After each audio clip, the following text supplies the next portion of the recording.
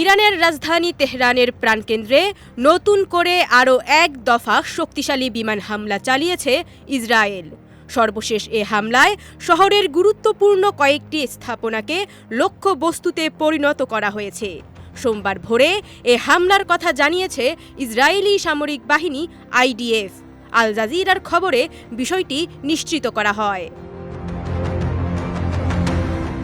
সামাজিক যোগাযোগ মাধ্যম এক্সে দেয়া এক বার্তায় IDF জানিয়েছে, সামরিক গোয়েন্দা তথ্যের ভিত্তিতে ইসরায়েলি বিমান বাহিনী তেহরানের কেন্দ্রস্থলে ইরানি শাসক গোষ্ঠীর সঙ্গে সংশ্লিষ্ট বিভিন্ন লক্ষ্যবস্তুতে নতুন করে হামলা শুরু করেছে।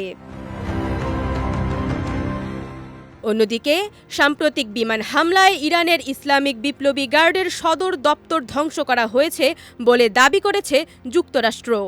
মার্কিন সেনাবাহিনীর কেন্দ্রীয় কমান্ড সেন্টকম এক বিবৃতিতে জানিয়েছে, বিশ্বের অন্যতম শক্তিশালী সামরিক সক্ষমতা যুক্তরাষ্ট্রের রয়েছে এবং সাম্প্রতিক অভিযানে বিপ্লবী গার্ডের আর কোনো কার্যকর সদর দপ্তর অবশিষ্ট নেই।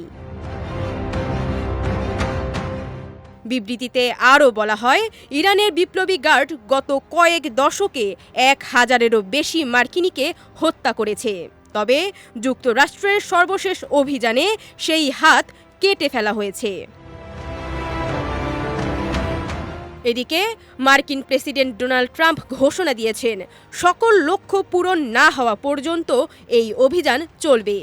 ইরানের বিরুদ্ধে ইসরায়েল ও যুক্তরাষ্ট্রের যৌথ হামলা 4 সপ্তাহব্যাপী চলতে পারে বলেও জানিয়েছেন ট্রাম্প। অন্যদিকে আগামী দিনগুলোতে ইরানের বিরুদ্ধে হামলার মাত্রা আরও বাড়বে বলে ঘোষণা দিয়েছেন ইসরায়েলের প্রধানমন্ত্রী বেনিয়ামিন নেতানিয়াহু।